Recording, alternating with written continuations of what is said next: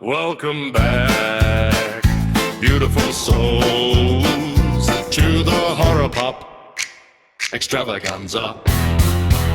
Hello, all you beautiful souls, man. I am so freaking happy you're here, dude. I'm not even lying. I am so happy that you right there, are here hanging out with us.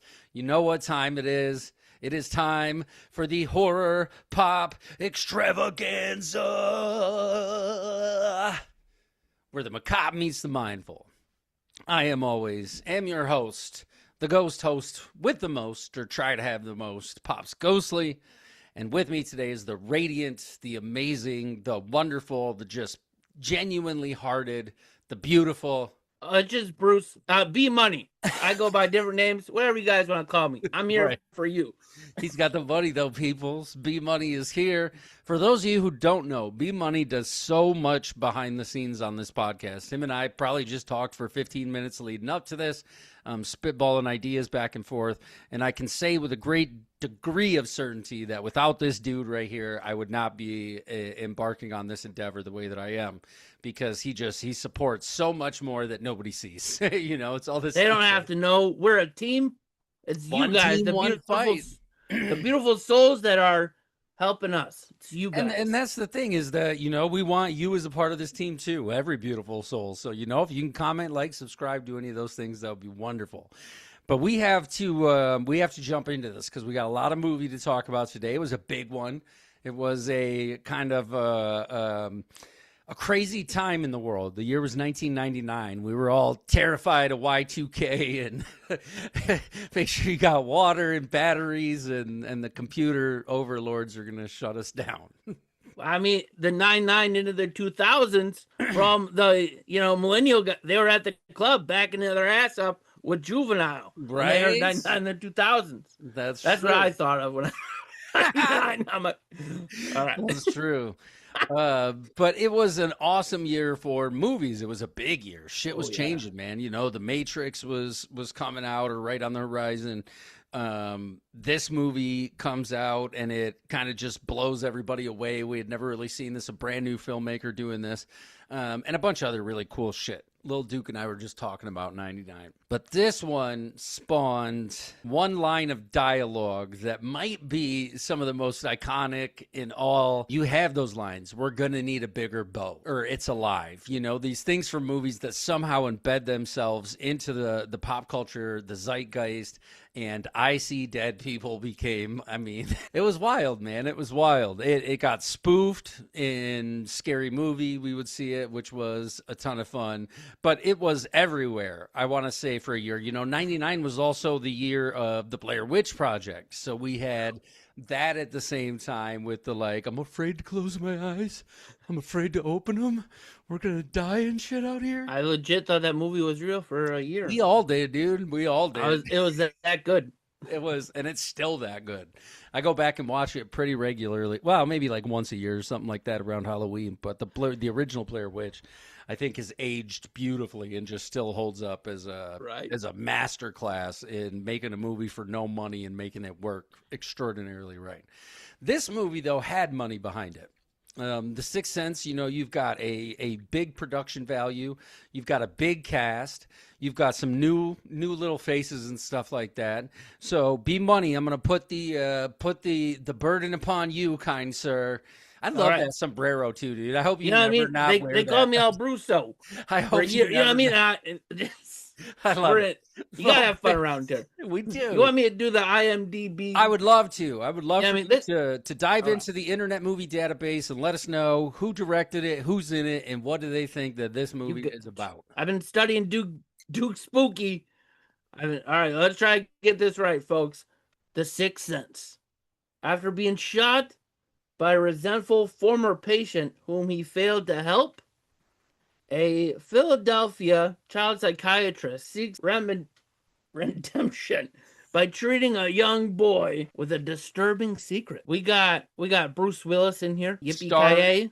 Right. Starring. We got a young Haley Joel Osment in here. Who I gotta say that rewatching this just today, he carries this movie. Without a does. kid that can act the way Haley Joel Osment does in this movie, it doesn't work. It falls flat, and he just destroys in this movie, crushes it. We have Tony Collette. I think Colette, that's the yes. mother. Oh, That's she's the mother. best, man. Horror fans might know her from Hereditary. She played the mom in that as well. To great critical acclaim, stuff like that. My wife and I were talking earlier watching this movie that Toni Collette is just a powerhouse. She is an amazing talent across, horror. She was in Krampus. She played the mom in Krampus, where you had more like horror comedy and stuff like that. Right. But she has a career that spans decades and is just fire across the board. And we do have Olivia Williams, who plays Anna Crow, Bruce Willis's wife in this movie. Yes. She plays a major part as well. And we also have a young Donnie Wahlberg in this movie, which is kind of awesome. Before the Wahlburgers. Well, Donnie's been around, the horror scene as well. He would show up a lot in the James Wan stuff in the Saw franchise. He would be in Dead Silence. He played the primary detective in that movie with all the killer dolls and stuff like that. Of all the Wahlbergs, Donnie is my favorite. I don't know what it is. And no disrespect to Mark or anybody, but it's just when I see him on screen, I don't know. There's something about Donnie Wahlberg I just really like, dude. And he plays that gruff, kind of like cop, but likable, but maybe a little bit of a hard ass character too well. Wasn't he from New Kids on the Block? Heck yeah, he was. Dun, dun, dun, dun. Okay. We're not getting copyright issue. Don't you worry, folks. We're not right. Sing the rest of it. But yeah, that's the gist of the main stars of this. So when did you see this when it first came out in '99? You see it in the theater? I did. Yeah, I did. I was just a young little Brucey. I was like 12, 13. Ooh, perfect age, dude. Perfect age. Now that I'm knocking at 40's door this year, I watched this the other day. And I was like, it hit different. Right. It hit me different. Yeah, it does hit different. And, we'll get into some of the reasons why, I think. And especially when we get into grading, we'll talk about some of these things. So I saw it in the theater like you. I was just, this and what this movie did, and we're going to spoil it. If you don't know the ending, I encourage you to go watch it. If somehow you've avoided the ending to this movie, this is like a Luke Skywalker, Darth Vader, familial reveal and shit. It's very like just huge, dude. This movie was huge. So 1999, everybody gets to talking about it.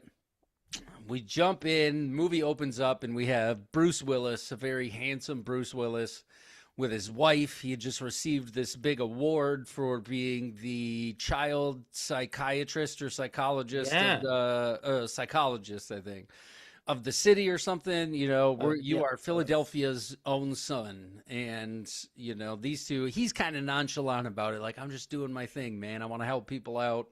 And she's like, that's a really big deal. Let me read you this thing, and then maybe we'll go get frisky a little bit. We'll go upstairs, and, that's a good thing. And in healthy relationships, you should always be physically loving towards your spouse if you truly love that person. And it's very well shot. That's what M. Night Shyamalan does so well.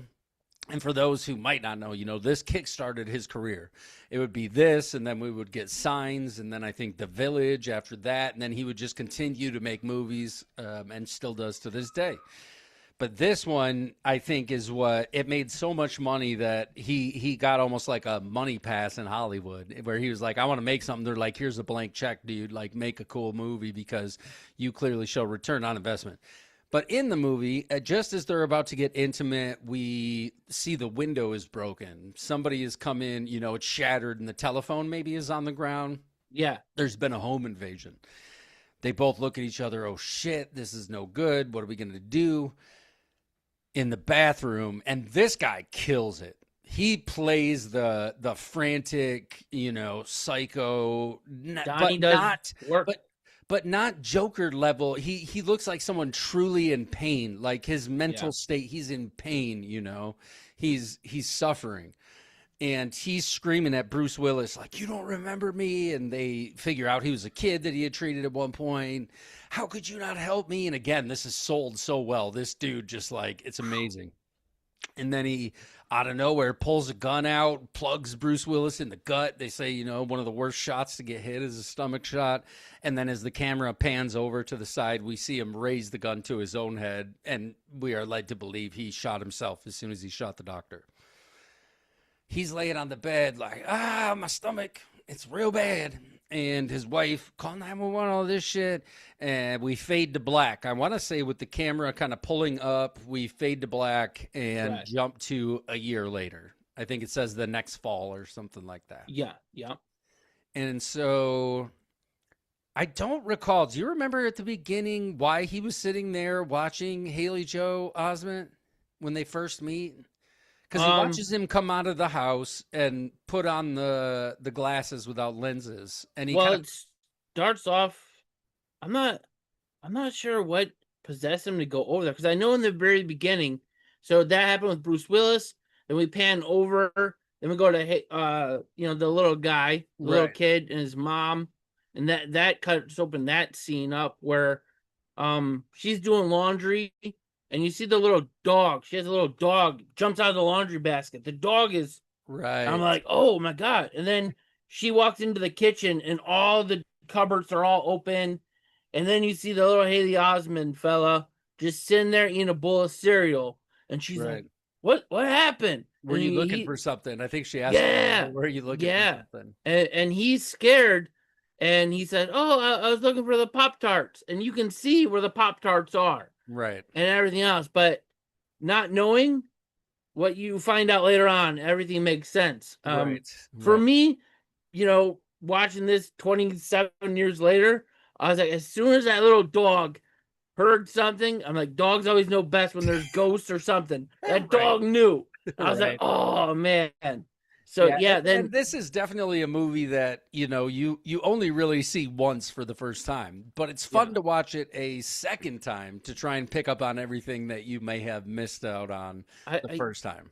So that happens as he's getting ready to go to school.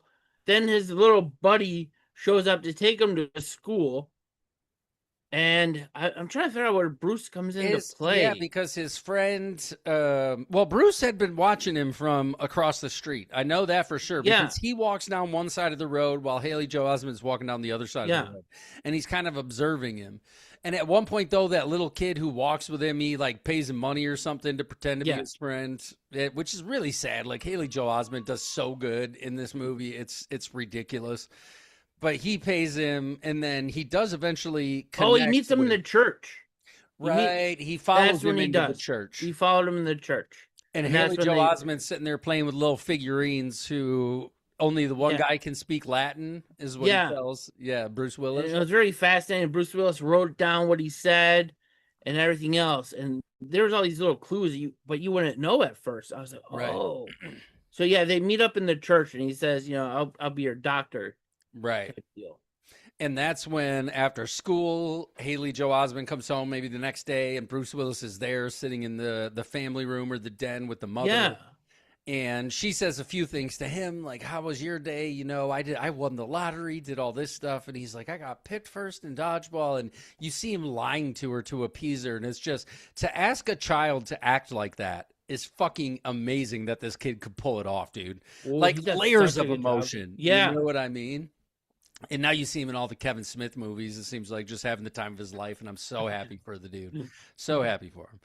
So he ends up talking to Bruce Willis a little bit. And he's like, hey, if you come over here closer, take a step. We're going to play the magic, ask you or predict the future game. Right. Yeah. And so he starts uncovering some stuff, and what he really wants is to get the secret out of this kid. What is making him do this? There's bruises, like you said, he had wrote in the book, but now he's like, I don't think it's the mom. Maybe they're self-inflicted. Meanwhile, Bruce Willis and his wife have been essentially estranged, and he even shares some of that with Haley Joel Osment. He's like, I feel like I don't know her anymore. My work is all consuming and stuff like this. But they start to develop a pretty good relationship, a pretty good rapport back and forth. Yeah. And then the child, he goes to the psych ward. I know the mother was very frantic in the beginning, too, about it. and he goes to doing all these tests on the kid. They couldn't Right. figure out everything. It was really, I'm trying to figure out. Yeah, that's when I think it kicked It's over kind of as well. reminiscent of, The Exorcist. We saw that with the battery test. We saw it in A Nightmare on Elm Street when Nancy couldn't sleep. There had to be a logical explanation. And that's something we see so much in horror. And it's sad because that's probably how it would really play out. Nobody's going to Yes. believe you if something that extraordinary is taking place. But these two, they start, hanging out and stuff, and they're chill with each other. Haley Joel Osment's still pretty guarded, but at the same time, begins to open up. And we, as the audience, are now curious, like, what is this kid? What is the secret? Right. What's all going on? He says he maybe hears voices, or no, it was the Latin thing where he said the one person could speak Latin, and he even wrote down the Latin. Bruce Willis did, and deduced what it had said. And we see him now. He spends all his time in his basement, doing his work while his wife is upstairs. But the basement door is always locked. Right. And he couldn't figure out why it's always locked. And it has the red handle on it too. I was like, oh, okay.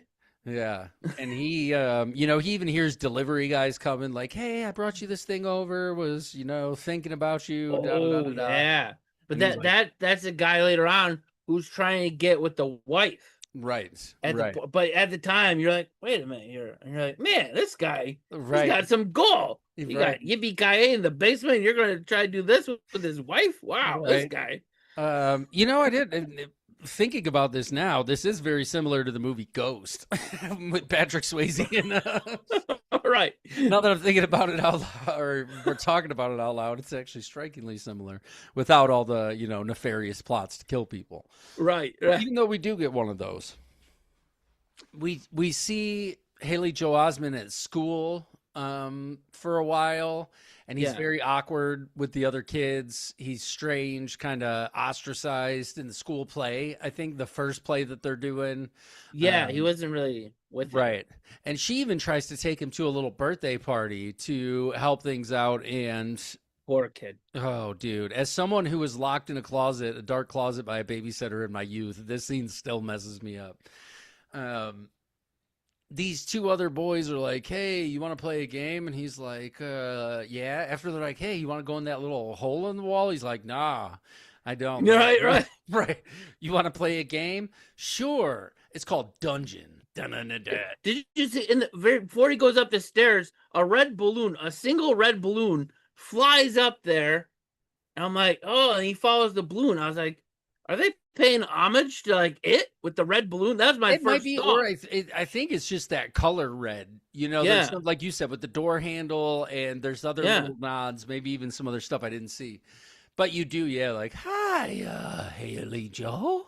Right, and he goes up there, and then they're like, dude, we're playing. Yeah, they shut the poor kid in, and all you hear is screams, and you don't know what is going on in there. And the music, though, is super loud downstairs because his mom is downstairs, and the music's loud, but then she starts thinking she hears something, goes up the stairs, and everybody's just standing out. All the little kids are just staring outside this little wooden door like, terrifying.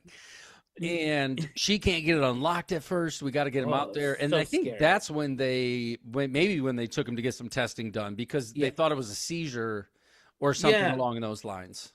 The poor kid, you hear screams in there. It won't open up. I'm like, where's the homeowners? Don't they have a key to open this thing? Right. And then the screaming stops, and then the door opens. I was like, oh, damn it. He was in there on his own. Yeah. He was in there, and we know by this point, because we're about mid-film now, we know by this point that it is something otherworldly. It is something metaphysical. It is not a natural thing, even though we still don't quite know the full extent of everything that's going on. He decides, I can't remember, because he does open up to Bruce Willis when he's in bed. He says, look, I see dead people. But he sells it, dude, so good with the tears and the blanket up to the thing. And Bruce Willis is at first skeptical, but he doesn't dismiss him. He says, okay, do you see them when you're asleep? Do you see them by the cemetery? And he's like, no, I see them all the time. Like they're always there and they won't leave me alone. He's like, okay, let's put a pin in that. And I'm going to go Right. home and think this out a little bit. And then I'm going to come back and we'll talk a little bit more about it. So he goes home and starts to reevaluate the tapes. I think this maybe is where he starts listening to the tapes of that man who had shot him. Because we learned I don't think he does that just yet. I don't think Okay. just yet. I think that goes further towards the ending. Right. So yeah, Bruce Willis goes home. He's doing the new analyst and all this stuff, and then the little guy goes back to school, and then the teacher asks, "Hey, does anyone know about this Philadelphia thing? The history of the school of what it was." Great scene. Nobody's raising their hand. Nobody knows the history, but our friend does. And he's like, "Oh, And- Cole or whatever his name is." Yeah, Like, cool. Yeah, I think that's his name. Well, we'll call him that. No, you're But- good. Yeah. Yeah, and yeah, he's like, "Oh, this place used to be like a courthouse. He used to hang people here." Yeah, Right. and the kids are freaking out, and the teacher's like, "No, it's not. No, it's Right. not." And then the teacher looks at him, and he gives him this horrible look that Cole does not like to be looked at in this certain way. It makes sense. It makes him feel awkward. Right. And the teacher keeps staring at him, walking closer. Now everyone in the class is looking at him, and Cole opened up on the teacher. He's like, "They used to call you stuttering, whatever." Stuttering Stanley, which is yeah. also from the book It. So who knows? Maybe he really was influenced by it. But yeah. I was thinking he's paying homage. And then then the poor kid gets in trouble. Mhm. And I believe he goes to like the principal's office or somewhere where he's isolated alone. And then Bruce Willis just shows right up right. again. And it's pretty cool because Bruce Willis is talking to him again. And then you see them walking in the hallway, the school hallway. And Cole just looks up and he starts freaking out because as he looks up, he sees people hanging. Right. The dead bodies hanging. He's freaking out. He's like, "Ah!" And Bruce Willis is like, what's going on? And then they share a moment where he's like, "Oh man, here they are." Right. And he's like, yeah, okay. He's like, I don't see him, but yeah, because and the teacher starts to stutter, which I thought was a good, and he's Right. like, how do you know that? Like, who were you talking to? Who told you this? Right. And he's screaming about it. And we, after the big reveal at the end, realized that it wasn't the teacher looking at him. It's whatever ghost was in the room, looking at him like that. And he starts to have these panic moments, but then him and Bruce Willis do kind of, and they talk about it a little bit. And in some ways, Bruce Willis is teaching this kid to be a therapist for the dead in a lot of ways. Right. Without even knowing. Right. Without even really knowing. And he even expresses to him, like, maybe they come to you because they need help. Have you ever tried to listen to someone? Because I want to say we see a ghost at the house, one of the man ghosts, before the little girl. There's a ghost that we maybe run into before we see the little girl in his room. But we have this conversation about maybe you are meant to, do this. Mom is all worried because the brooch is moving around and stuff and blaming him for these things. And she just wants so bad for her kid to be okay. And Toni Collette again sells this incredibly well. So good, dude. Acting powerhouse. Amazing, man. You just feel for the mother. Oh, dude. Because the charm that her grandma gave her Right. keeps getting moved around. And she's like, "Why are you moving that around?" Right. You know how starts really important it questioning is him. to me. Yeah. You know Yeah. how important it is to me. Like, why are you doing this? And he's like, "Mom, I swear." And she looks him right in the eyes and like, "Please tell me the truth." And he's like, "I promise I will." And she's like, "Did you move it?" And he's like, "No." And you see her just like reality is shattering around her. You know what I mean? So It sad. is so amazing. But I think he goes to like, he takes he goes to take a piss. Oh, that's when he sees the guy. ghost. Yeah. The ghost walks behind and you're like, what's happening? Right. And stuff. Yeah. So it's not long until Bruce Willis somewhere around here starts looking into the past of his other guy, But he even expresses to Cole, he's like, you know, maybe this is me making amends for the one that I couldn't save. Like, I feel, you know, so terrible about this stuff. Because he tries to tell him a story at bedtime, and he's like, you suck at this. He's like, tell me a real story. And that's when we get to the I see dead people stuff. Yes. Now, he's at home. He's got this little tent thing that he hides in, away from the ghosts and stuff. Yeah. And he's in there, and then this young girl, roughly the same age as him, I would guess, maybe 7, 8, 9, 10, somewhere. She's just like appears out of nowhere and starts barfing all over, like, bleh! Not quite Exorcist level barf, but it's, you know, definitely barf. He freaks out. He takes off, runs away.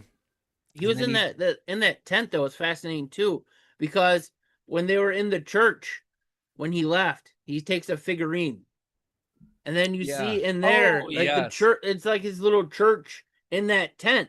Oh, that's a great observation, man. Yeah, and he's got all those figurines right there, so it's like his protective place. Right. That's pretty. That's good. I was like, wow, yeah. And he, though, he runs away at first, but then comes back and decides to ask her. He's like, do you want to tell me something? You know, and she's super chill about it. Like, yeah, we don't see their conversation or anything, but no, you know, it's not a hostile. These, for the most part, are not hostile ghosts. But he did write something about some man stabbing another man with a screwdriver, and he doesn't write about those stories anymore. Yeah, because the school told him about it. It wasn't nice, so he's like, I block it out type deal. I just draw happy rainbows. Yeah. Like there's no, and even he sees the ghost of a woman at one point who screams at him like, ah, and does all that. There's a few jump scares, but this girl, this is fascinating. This was great, you know, and it's interesting because it is him almost. This is where Cole really takes over kind of the therapist role in helping these people get past something that they can't get past. And that's what a therapist does. You know what I mean? They help you get past shit you can't get past. Now, he has a special ability to communicate with the dead, which makes him even more attractive to them. You know, they can see him. So they decide they're going to go to the funeral. And I don't know if he told Mom it was somebody he knew from school. I'm not sure how he did this, but yeah, him and Bruce Willis, they hop on the train, right? Yeah, or maybe he just went without Mom knowing, because I don't think she was there with him, right? No, she wasn't there with him. So maybe she wasn't. I'm forgetting. Who knows? Either way, at the funeral's for this young girl. We clearly see in the pictures and everything that it's the girl who he had seen barfing things up in his little tent, his little church. She leads him upstairs to a little hidden compartment or something, or a little box in her bedroom. And there's a VHS tape in there. That's like the only thing that's in there. Oh yeah. She grabs him from underneath the bed and she knocks him down. Like grabs him, knocks him down. He's scared, and then that's when she presents him the box with the tape. Here's what you need. And so he goes downstairs and gives that tape and that box to her father and is like, hey, you know, this is for you. I don't know what else to say outside of you need this. She wanted you to have this. And anybody who's grieving is going to watch that tape immediately. So dude throws it in, turns it on, and we see it was a hidden camera, and that the stepmother had been poisoning the girl systematically for years. They said she was sick for like 2 years before she died.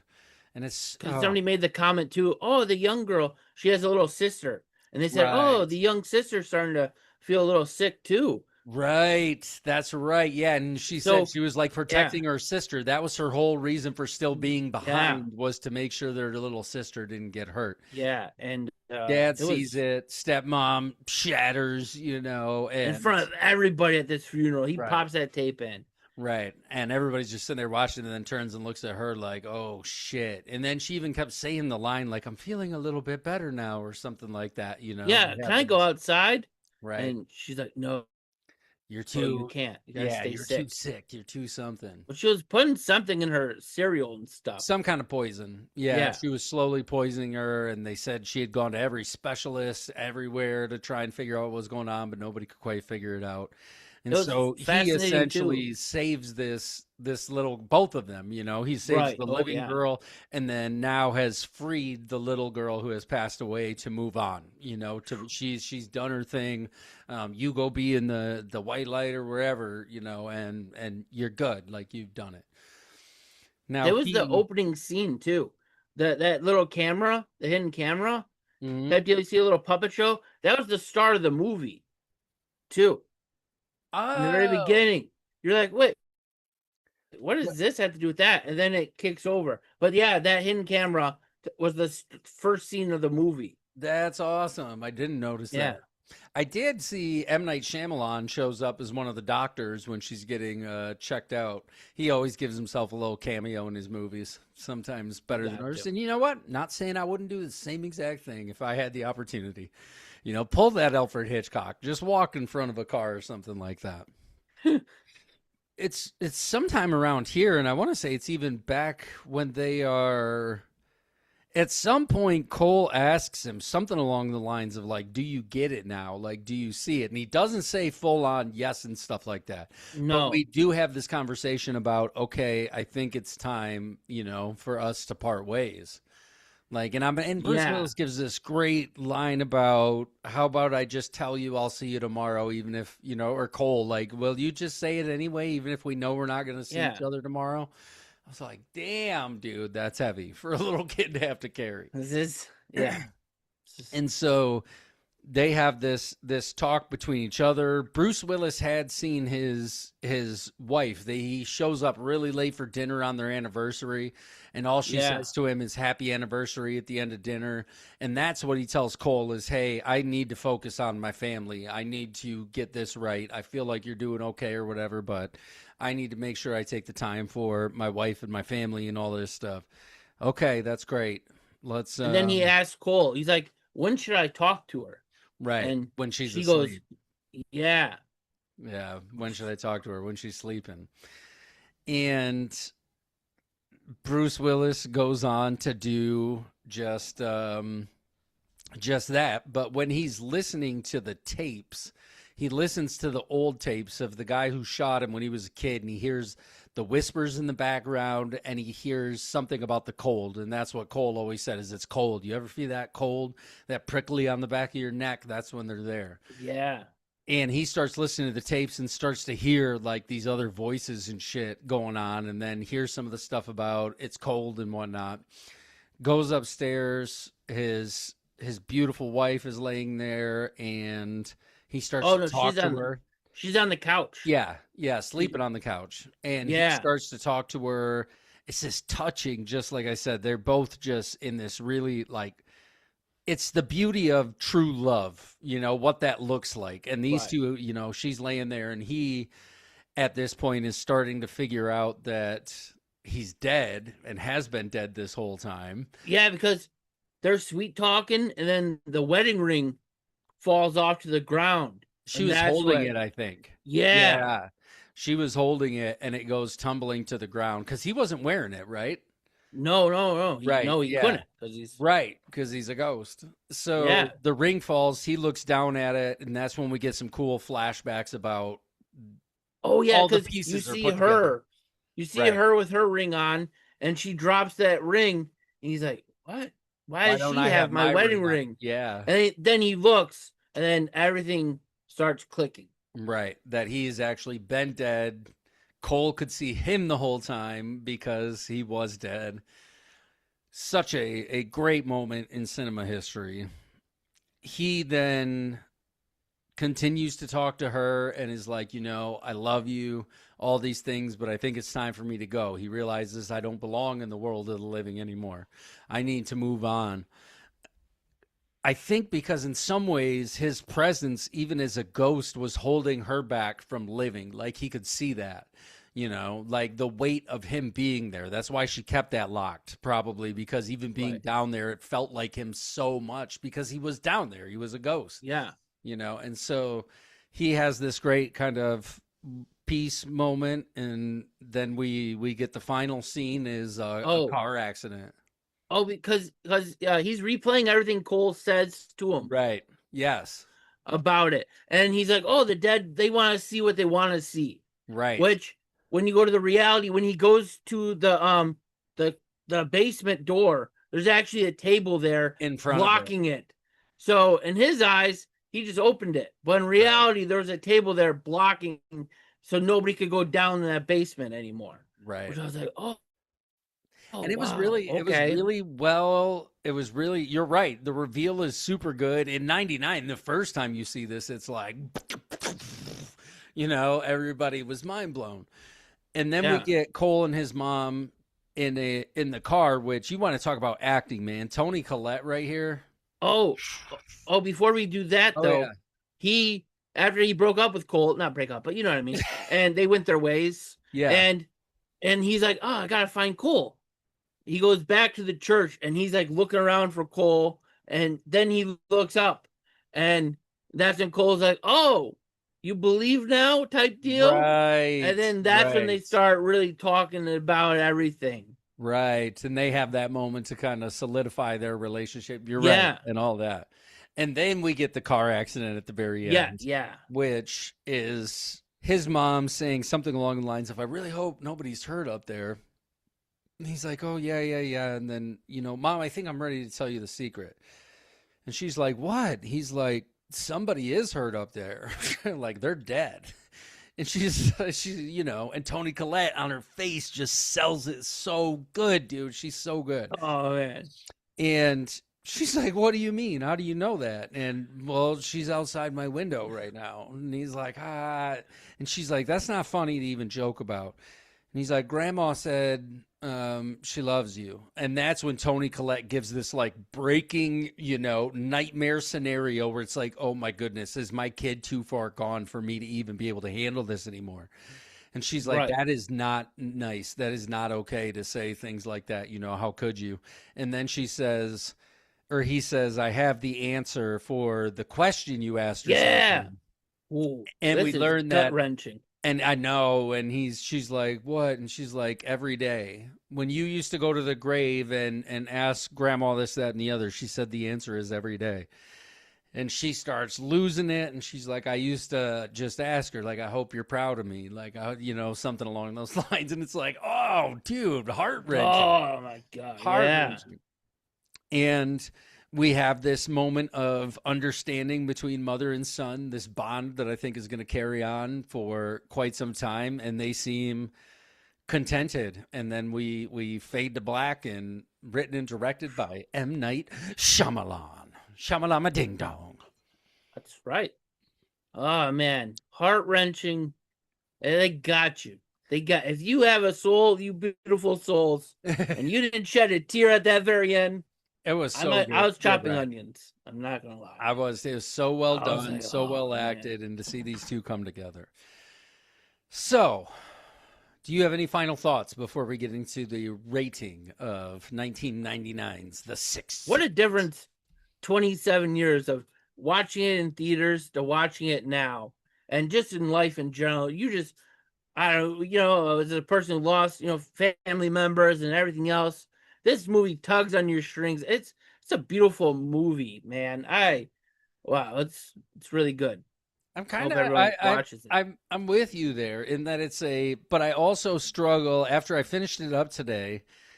I looked at Kat, my queen of quality, and I was like, is this even a horror movie? I think it's psychological. But I don't. It's a beautiful story. It's so many things, but in my mind, I think I remember it being so much scarier. Whereas it's really not. It's more the exploration of the human condition, and to hold on to trauma and things like that, and what that means.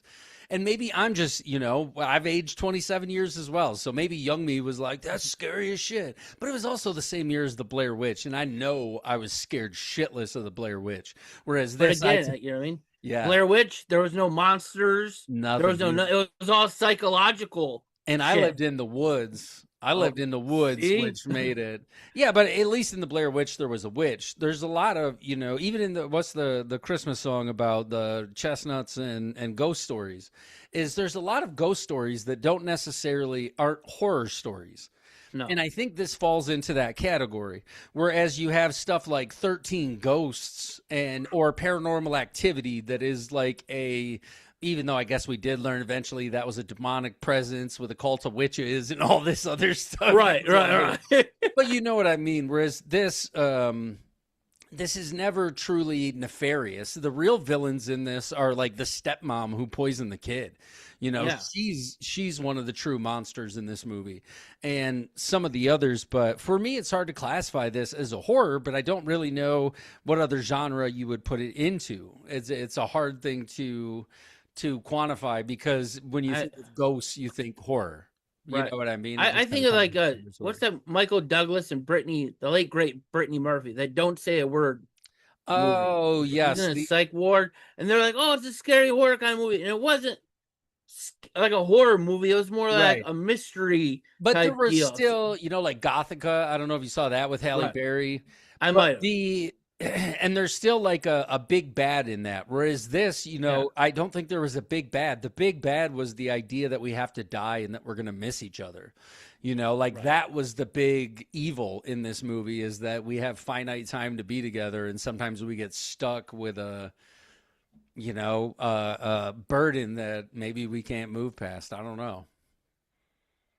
I get what you're saying, though. I wouldn't really classify it as horror. There was nothing about it.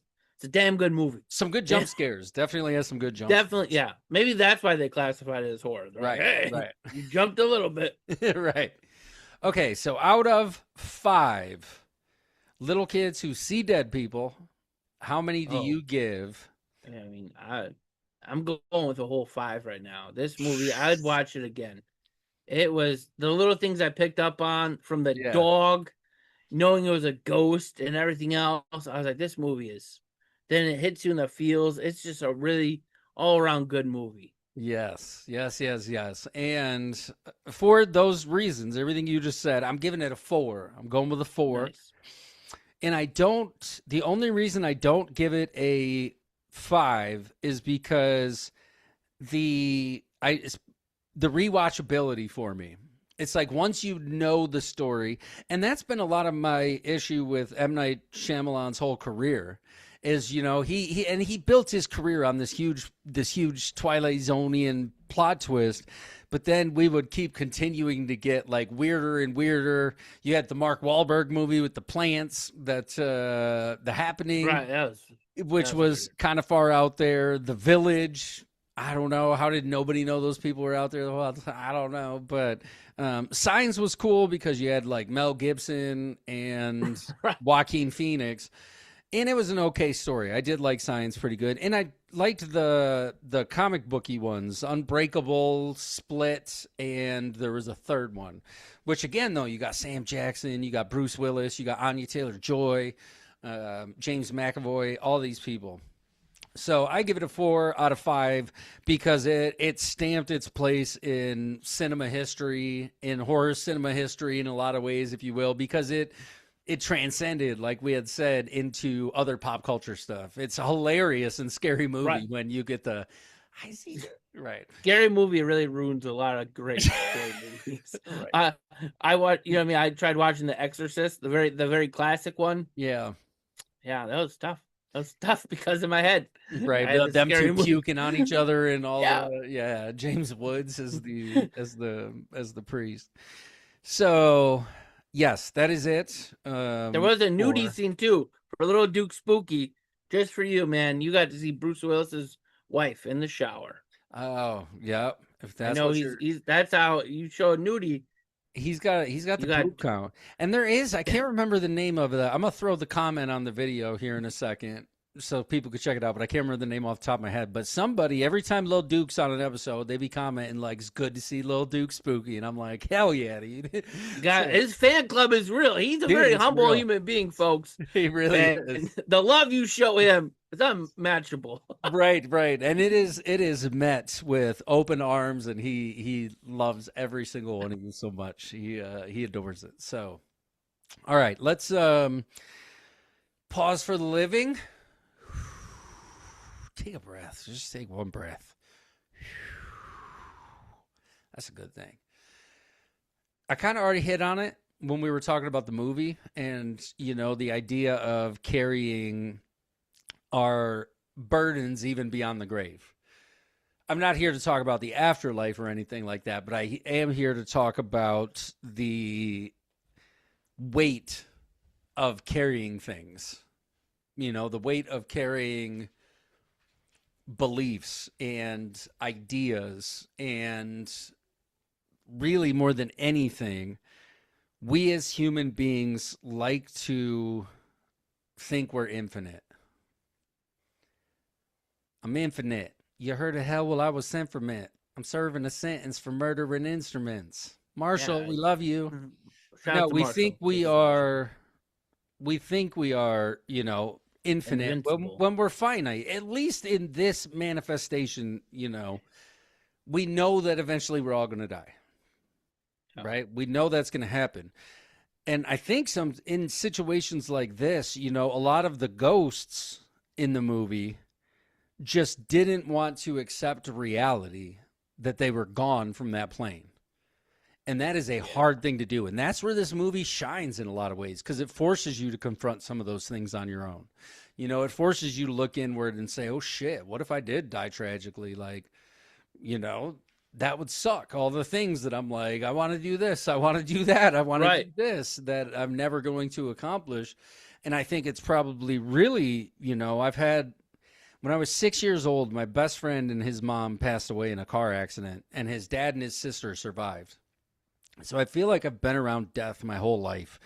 But I would never, I don't think I would ever still wish to, for things to be differently, because I had to learn lessons really hard. Life teaches you really hard lessons.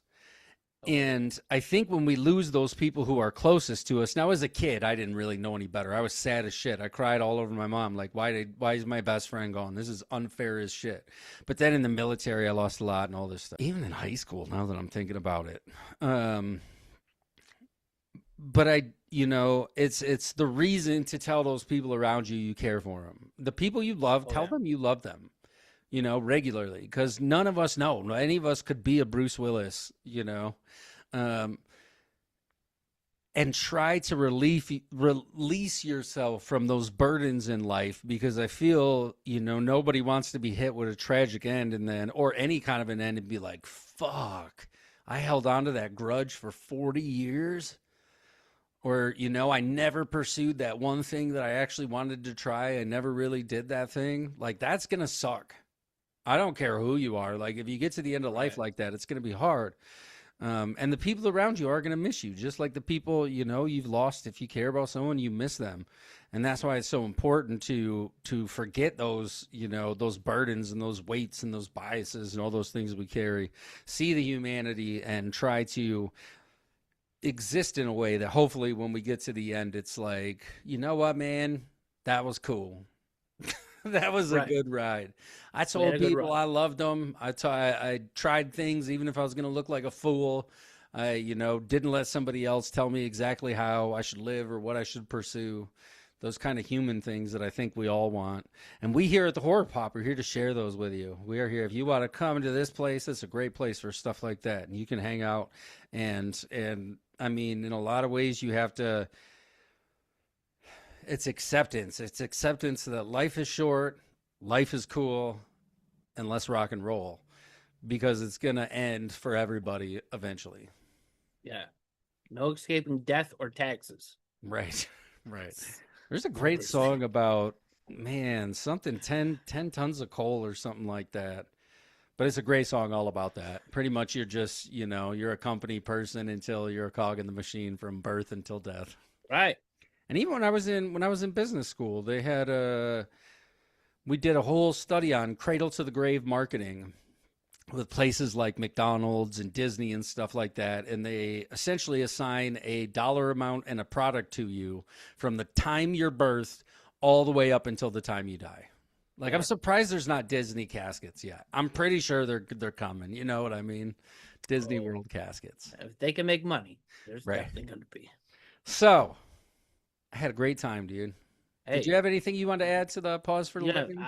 I like where you went with that. That was really nice. But I do agree. I think we get too worked up. Like our friend Gary V, who we both watch very closely, he says it all the time. He's like, don't wait for approvals from anyone else. Just do what you want to do. Right. And I think that's so important. People are so scared and oh, I'm gonna post this on TikTok or you know what I mean, any social media because Right. that's what they want to do because they're afraid of the opinions of everyone else.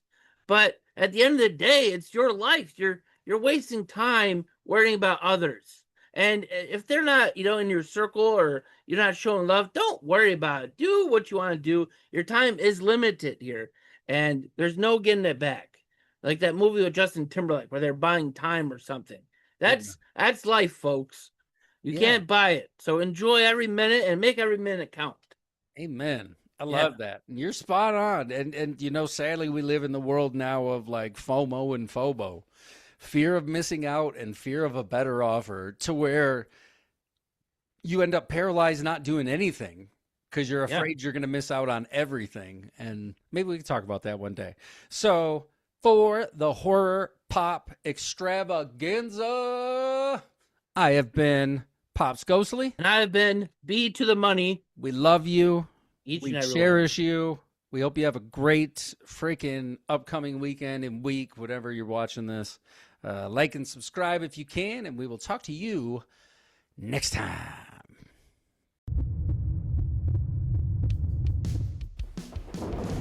No! No! No!